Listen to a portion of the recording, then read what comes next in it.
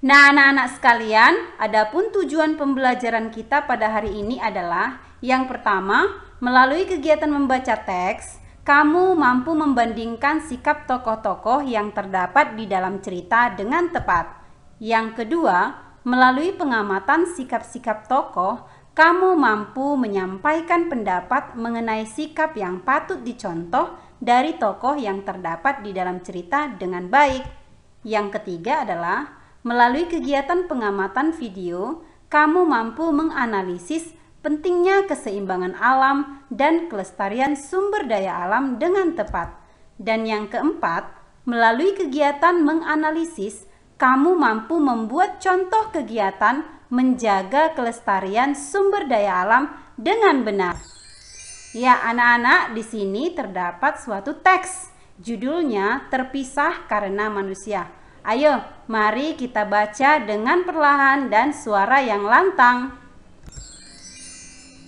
Oke, di dalam teks ada yang disebut dengan tokoh. Di dalam teks ada tokoh Aba.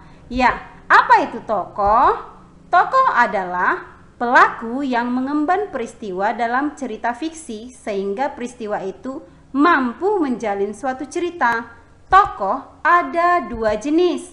Yang pertama, tokoh utama, yaitu tokoh yang memiliki peran penting dalam suatu cerita. Tokoh ini paling banyak diceritakan dalam cerita.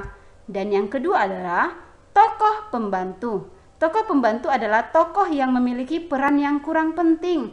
Jadi kehadirannya sebagai penunjang tokoh utama. Ya anak-anak, sekarang kita melaksanakan langkah LKPD. Perhatikan LKPD yang kamu miliki yang sudah dikirimkan sebelumnya. Kamu boleh menjawab dan menuliskan jawaban kamu dengan menggunakan kosakata baku seperti yang sudah kita pelajari ya. Oke anak-anak, semua sudah melaksanakan LKPD-nya? Kita lanjut pelajaran kita. Ya, berdasarkan perannya, dalam sebuah cerita tokoh dibagi menjadi 3, yaitu protagonis, antagonis, dan tritagonis. Apa itu ya? Oke, kita lihat. Tokoh protagonis. Tokoh protagonis adalah tokoh yang mendukung cerita. Pada umumnya berwatak baik dan menjadi idola para pembaca. Contohnya dalam cerita Cinderella. Cinderella adalah protagonis. Kemudian ada tokoh antagonis. Tokoh antagonis adalah tokoh yang menjadi penyebab timbulnya konflik atau masalah. Nah, tokoh ini biasanya berwatak jahat dan kurang disukai oleh pembaca.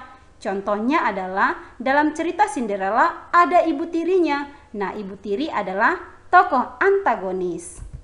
Lalu yang ketiga adalah tokoh tritagonis. Nah, tokoh ini adalah tokoh pembantu atau penengah dalam cerita, baik untuk tokoh protagonis maupun antagonis. Nah anak-anak, sekarang kita lanjut mengerjakan LKPD kita ya.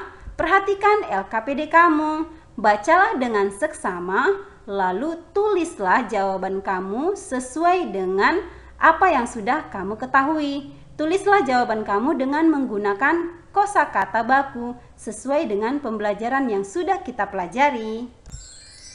Nah anak-anak, sekarang waktunya kita menonton video. Videonya adalah keseimbangan alam dan kelestarian lingkungan. Nah, dari video yang kamu amati tadi, ada beberapa jenis sumber daya alam, yaitu sumber daya alam kekal. Sumber daya alam kekal adalah sumber daya yang tidak akan habis dan selamanya ada di bumi, seperti cahaya matahari, air, udara, panas bumi, gelombang air laut, dan pasang surut air. Yang kedua adalah sumber daya alam yang dapat diperbaharui. Artinya sumber daya alam ini dapat dibuat atau dipulihkan kembali. Contohnya adalah hewan dan tumbuhan. Sumber daya alam yang ketiga adalah sumber daya yang tidak dapat diperbaharui, yaitu sumber daya yang jumlahnya terbatas. Sumber daya alam ini akan habis suatu saat dan sulit atau tidak mungkin dibuat kembali. Contohnya adalah minyak bumi dan batu bara serta gas alam. Nah, karena sifat-sifat dari sumber daya alam tadi ada yang bisa habis, kita harus menjaga. Bagaimana cara menjaganya? Bagaimana cara melestarikannya? Oke, dari video tadi juga sudah kita perhatikan apa yang bisa kita lakukan. Yang pertama adalah stop perburuan liar. Ya, jangan berburu ya, nanti hewannya bisa punah. Selanjutnya, ayo kita menanam pohon. Menanam pohon banyak manfaatnya. Lingkungan menjadi lebih sejuk karena banyak oksigen. Selanjutnya adalah ya bersihkan lingkungan. Jangan sampai ada sampah karena sampah bisa menyebabkan polusi. Selanjutnya, stop, jangan tebang pohon sembarangan. Apakah kita tidak boleh menebang pohon? Boleh, tapi tidak boleh menebang sembarangan. Ya, selanjutnya adalah buanglah sampah. Ya, pada tempatnya, jangan di sembarang tempat.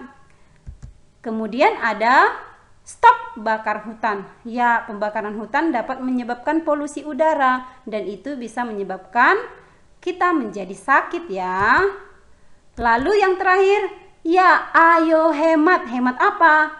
Hemat air, hemat listrik supaya semua orang bisa menikmati air dan listrik. Nah, anak-anak, sekarang apa sih akibat dari tidak menjaga sumber daya alam? Wow, banyak ya, kita perhatikan. Banjir, kemudian sampah yang berserakan menyebabkan adanya polusi ya, polusi tanah dan polusi udara. Kemudian ada hutan gundul, polusi udara yang disebabkan karena pabrik. Kemudian ada tanah longsor, ini juga disebabkan karena kita tidak menjaga sumber daya alam. Kemudian banyak pencemaran. Pencemaran ini juga disebabkan karena tidak bisa menjaga sumber daya alam.